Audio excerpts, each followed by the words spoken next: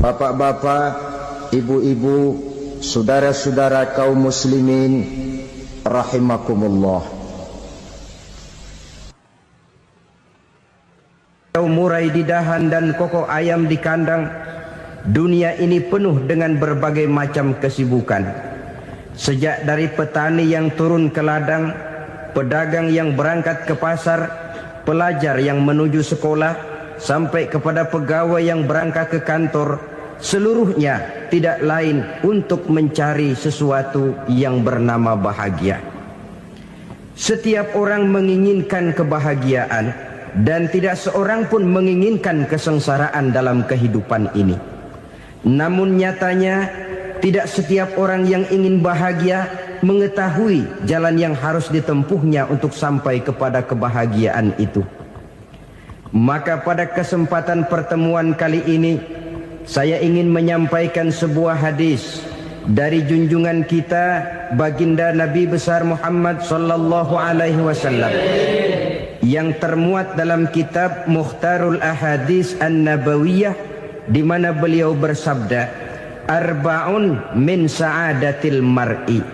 Ada 4 perkara yang merupakan tanda dari orang bahagia. Saya mau tanya, di antara saudara-saudara yang hadir di sini, apa ada yang kepengen jadi orang sengsara? Ya.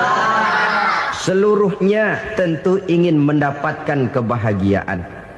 Maka menurut resep dari Nabi kita, tanda orang bahagia itu 4. Jadi kalau saudara ingin bahagia, harus mempunyai 4 perkara ini. Yang pertama, orang bahagia itu kata Nabi, darun wasi'un. Punya rumah biar bagus asal gede.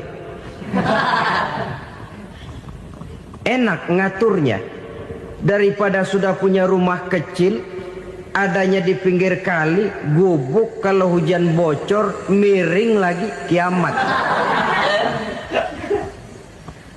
Loh, kalau gitu Islam materialis dong.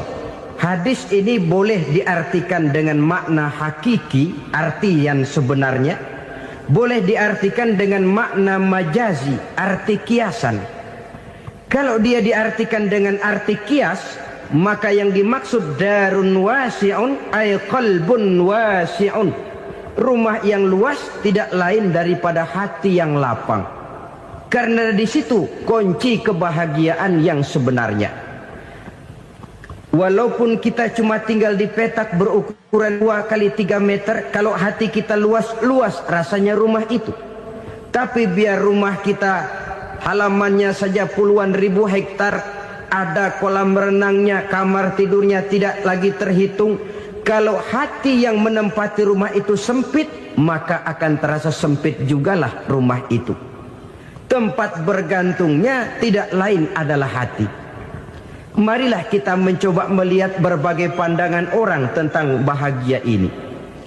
Ada orang menyangka bahwa bahagia itu kalau dia mendapatkan harta yang sebanyak-banyaknya. Siapa yang banyak harta, dialah raja. Apa yang dia mau, seluruhnya bisa dibeli. Keamanannya, dia bisa menyewa petugas. Seluruh fasilitas untuk menyenangkan kehidupannya bisa dibeli. Pendeknya, hartalah segala-galanya dalam kehidupan.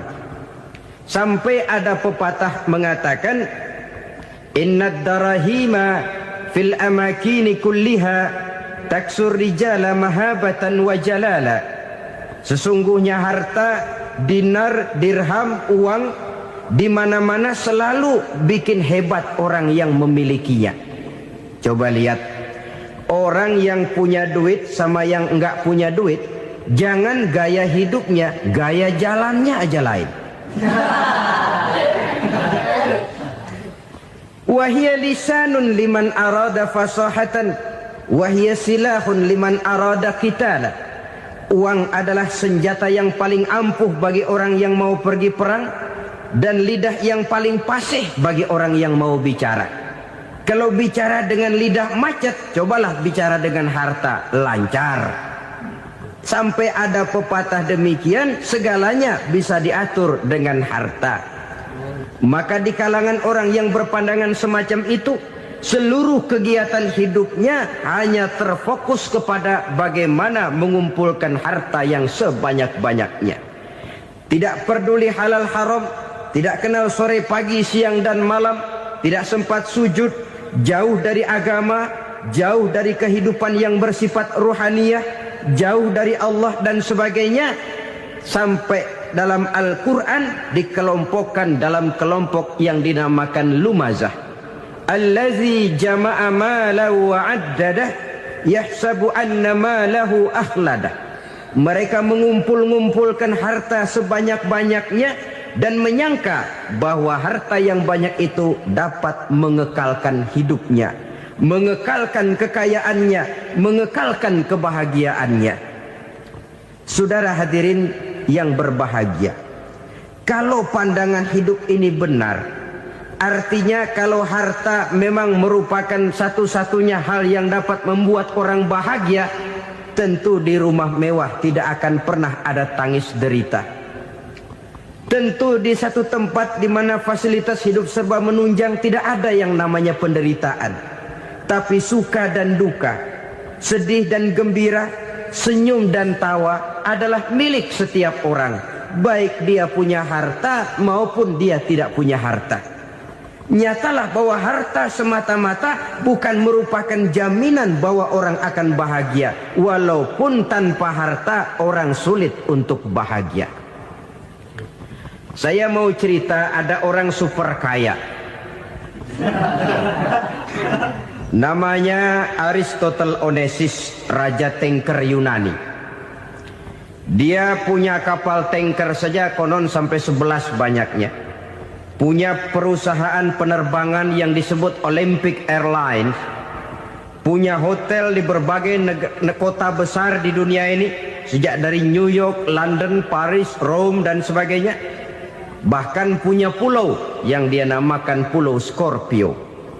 Ini kan namanya sudah kaya nggak tanggung-tanggung, punya pulau. Nah, dia punya 2 orang anak, yang satu laki-laki namanya Alexander, yang satu perempuan namanya Maria Onesimus. Seluruh harapannya tertumpah kepada anak lakinya Alexander ini, yang akan meneruskan usahanya, meneruskan kekayaannya, meneruskan dinastinya. Apa yang terjadi? Ternyata anak yang dia harapkan yang bernama Alexander ini mati muda dalam kecelakaan pada waktu dia olahraga. Apa olahraganya? Namanya olahraga anak orang kaya, golongan jet set. Olahraganya olahraga pesawat terbang. Jatuh, ya nggak kapungut, habis mati. Tinggal satu anak perempuannya, Maria Onesimus. Tapi anak perempuan ini juga malah urakan. Terakhir dia pacaran, bahkan kemudian kawin sama orang Rusia. Rupanya Aristotle Onesimus ini broken. Kekayaannya yang berlimpah ruah, perusahaannya yang begitu banyak, siapa yang akan meneruskan? Siapa yang akan menggantikan? Sampai kemudian dia mengurung diri di Pulau Scorpio dan mati di sana secara mengenaskan. Seorang multi jutawan, seorang yang super kaya, mati menyendiri di pulau sepi. Ibarat kata pepatah, anak ayam mati di lumbung. Bukan kekurangan makanan, keurugan makanan. Begitu kehidupan Aristotle Onesimus. Dan banyak orang-orang yang sudah demikian kaya sampai dibingungkan oleh kekayaannya sendiri. Telusurilah kehidupan David Rockefeller misalnya, Henry Ford misalnya, Adnan Khashoggi misalnya. Multi jutawan yang kadang-kadang dibuat keder oleh kekayaannya sendiri. Pantas ketika Imam Ali ditawarkan orang, "Ya Ali, kalau kepadamu disuruh pilih ilmu atau harta, kau pilih mana?" Ya jelas pilih ilmu dong. Kenapa? Pertama, ilmu kalau kita berikan kepada orang lain tambah. Tapi harta kalau kita berikan kepada orang lain kurang. Saudara punya uang 10.000, dibagi orang 5.000, jelas uang saudara berkurang. Tapi saudara punya ilmu diberikan kepada orang lain bisa, saudara pun makin mantap. Tidak lantas jadi bodoh karena ngajarin orang. Saudara bisa Fatihah lalu mengajarkan orang Fatihah. Orang bisa, saudara pun makin hafal. Tidak lantas setelah diajarin orang ilmunya hilang. Begitu datang dia minta orang, tolong ajarin saya Fatihah, udah habis, nggak ada.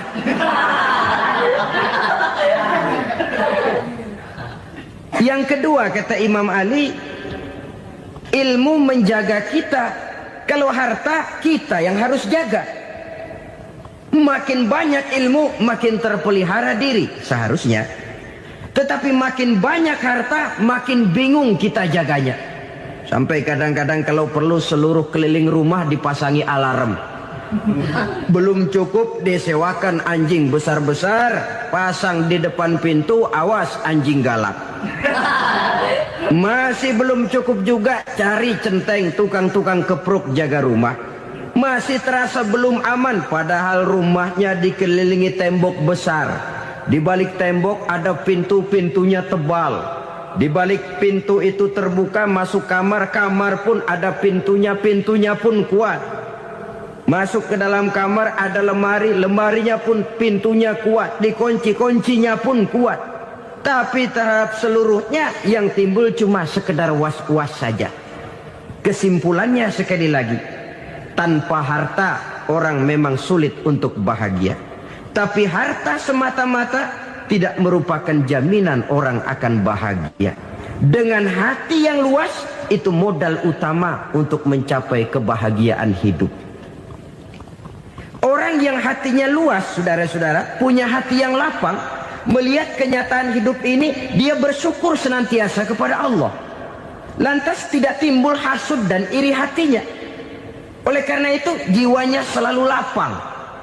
Kalau tidak, cupik hati namanya. Dangkal pandangan, tidak senang melihat orang lain dapat nikmat, dan itu sering dijadikan contoh.